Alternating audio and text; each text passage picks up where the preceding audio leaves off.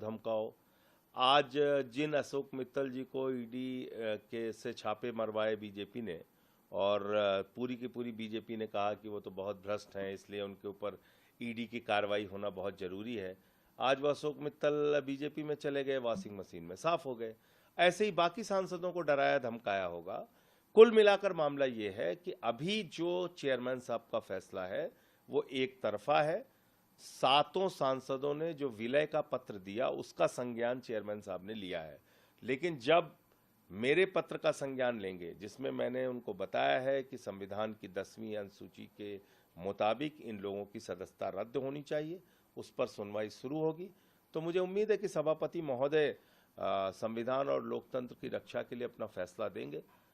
जो भी फैसला आएगा तब उसके बाद बात करेंगे। अभी तो हमारे याचिका पर सुनवाई भी नहीं हुई है चेयरमैन साहब की तरफ से।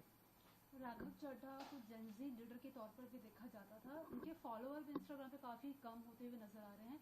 क्या लगता है आपको कि देखिए, लोग अपने आप को ठगा हुआ महसूस कर रहे हैं। लोग अपने आप को ये महसूस कर रहे हैं कि जिस नौजवान नेता की हमने सराहना की, तारीफ की, जिसके पक्ष में हम खड़े हुए, आज उन्होंने बीजेपी का दामन थाम लिया, तो इसलिए उनकी नाराजगी जाहिर है अपनी जगह। Arvind Kejriwal also tweeted about Swarna Kanta. वो कह रहे हैं कि आरएसएस के लिंकअप भी है, तो जस्टिस में कहीं ना कहीं कमी दिखाई देगी।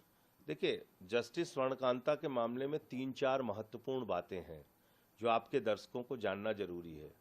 जस्टिस स्वर्णकांता के जो बच्चे हैं वो सरकारी लाभ ले रहे हैं, इस पर हमने आपत्ति दर्ज कराई। जस्टिस स्वर्णकांता जी वो हैं जिन्होंने एक्साइज पॉलिसी के मामले में 6 बार हमारे खिलाफ फैसला दिया और सुप्रीम कोर्ट ने उस फैसले को बदला। जस्टिस स्वर्णकांता जी वो हैं जिनके पास ईडी पहुंची और ये कहा कि सतेन जैन के मामले में निचली अदालत की जो सुनवाई हो रही है, जज साहिबा पे हमें भरोसा नहीं है। किसने कहा? ईडी ने कहा। और स्वर्णकांता जी ने मान लिया, बोले हाँ बिल्कुल अच्छी बात है, हम जज बदल देते हैं। तो जब फैसला आने वाला था सतेन जैन के मामले में, ईडी पहुंची तो जज साहिबा ने, स्वर्णकांता जी ने नीचे की अदालत का जज बदल दिया। अब जब हम उनसे कह रहे हैं कि भाई 6 बार आप हमारे खिलाफ फैसला दे चुकी हैं, सुप्रीम कोर्ट ने आपके फैसले को बदला है, आपके बच्चों को सरकारी लाभ मिलता है, सतेन जैन के मामले में आप ऐसा फैसला दे चुकी हैं, आप आरएसएस के कार्यक्रमों में जाती हैं। आरएसएस कौन है? आरएसएस वो है जिसने बीजेपी को जन्म दिया। बीजेपी कौन है? जिसने मोदी अमित शाह को जन्म दिया। मोदी अमित शाह कौन है? जिन्होंने अरविंद केजरीवाल पर और आम आदमी पार्टी के नेताओं पे फर्जी मुकदमे बनाए। आप जाके वहां पे कहती हैं, स्वर्णकांता जी का एक बयान है कि जब जब मैं यहां आती हूं यहां मेरा प्रमोशन हो जाता है। तो ऐसे जज से आप न्याय की क्या उम्मीद करेंगे? इसलिए अरविंद केजरीवाल जी का फैसला 100% सही है।